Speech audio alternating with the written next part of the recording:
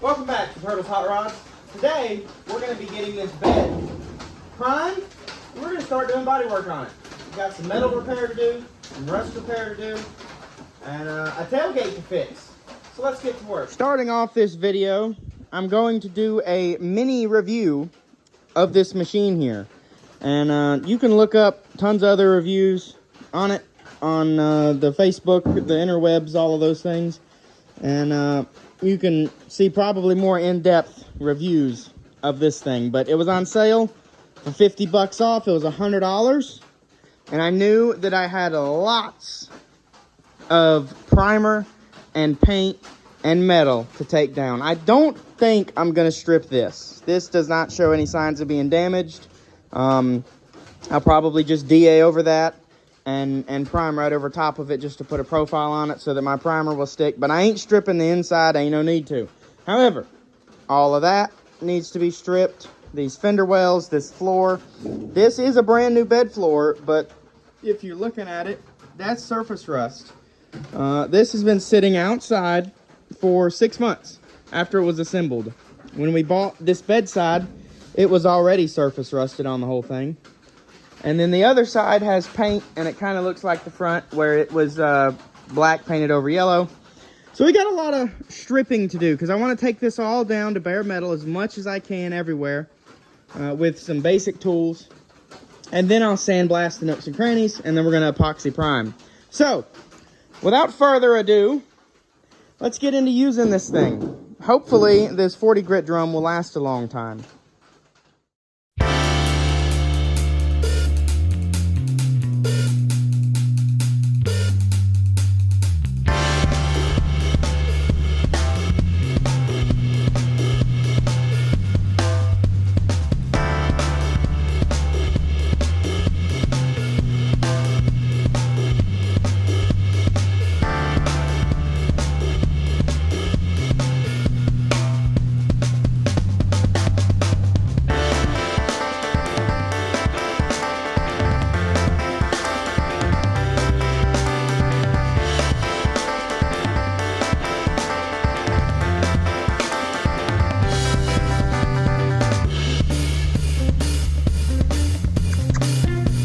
What you want, boy?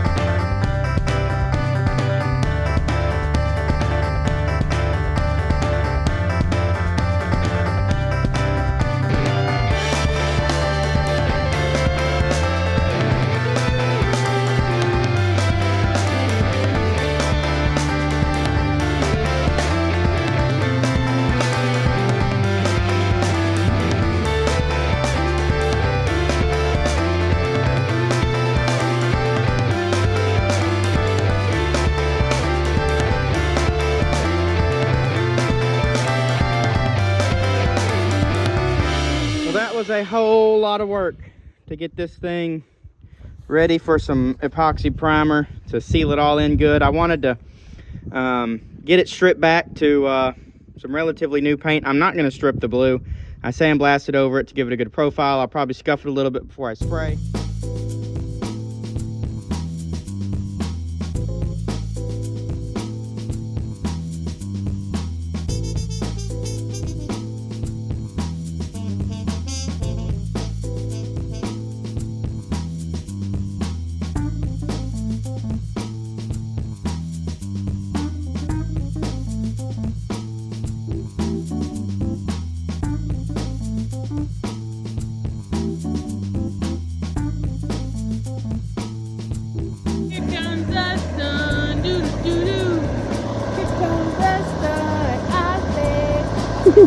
It's alright.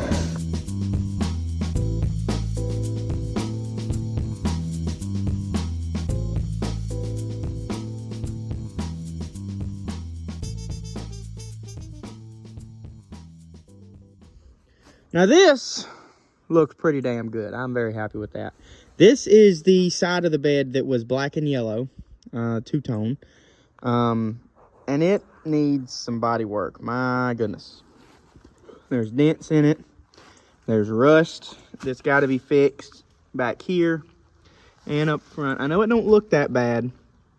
These little holes right here, I'm hoping, are not going to be that big of an issue. Camera won't really focus. All right. These little holes right here,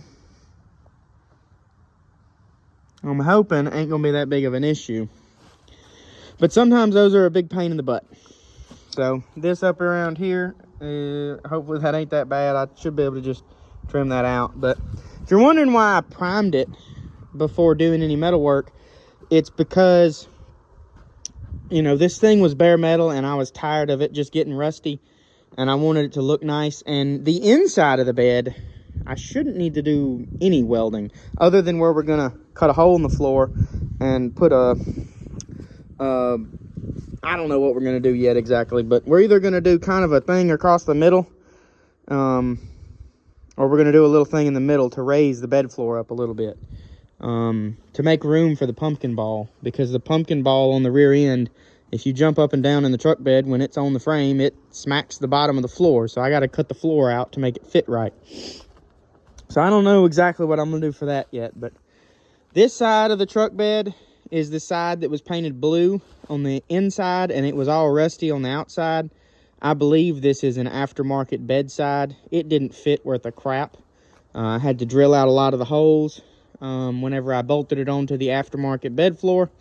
So I believe this is a reproduction part. We bought it with the other bed that the floor was rotted out in, that the front piece and the side piece and this wheel tub came out of. So that's a new wheel tub. This is a new bed side. This is a new bed floor. So that's original, that's original, that's original. So it's half new, half old, but you get the picture. Anyway, this side needs virtually nothing as far as body work. It needs this to be smoothed in and body worked, and it needs the stake pockets welded up and cleaned out. I mean, that's it. That is literally all. So I can do all of that in, you know, just a short amount of time. The other side of the truck bed is going to take a little bit of work. Up front, you can see where I replaced the bottom of the bed front with a custom piece that I made. And that just needs a good wipe of fiberglass filler, DA, and then regular filler, DA. Call it a day, okay? That's all we're doing. We'll drill some holes and put some bolts in the bottoms of the bed sides to finish that out. You can see right there the Bondo. Somebody tried to fix the shit down here with a Bondo one time. We got to repair that. That's rotted. That's that, and it's curved. I mean, surely I can find a patch panel if we don't have one already. I know we've got a couple of patch panels for this bed, but it's so long ago we ordered them, I don't really remember what I have. And then I got holes in the top of this from a toolbox that was in it, and who knows what else. I don't know. You know, these trucks were just trucks. Just like trucks today are just trucks. And people drill holes in the top of a bed to mount, you know, a toolbox or grab handles or tie downs, whatever. They do all kind of stuff like that. But we're going to make the top rails perfectly slick. And I'm going to weld some D-rings to our post pillars. And there'll be some D-rings up there under those post pillars. And there'll be some here under these. And I may weld something to the inside of the bed wall, right there and right there. Little D-ring there too, just to tie stuff down or strap stuff down, because we're gonna have chairs and coolers and canopies and stuff like that, and we're probably gonna have that kind of stuff in here for a long road trip, like driving it to Nashville or driving it to Texas. So we want that kind of stuff to be secure. And occasionally, I'm sure this thing is going to haul lumber and whatever else. Because, you know, my dad has a wood shop. And this is going to be the shop truck. So, it's going to be one badass shop truck. But he wants to haul lumber in it. And that's why we got the trailer hitch on there to hook the trailer up to it. Anyway, I'm done for the day. But I'm gonna let these guys sit outside and cure, and I'll come back to you whenever I'm working on it tomorrow. Good night.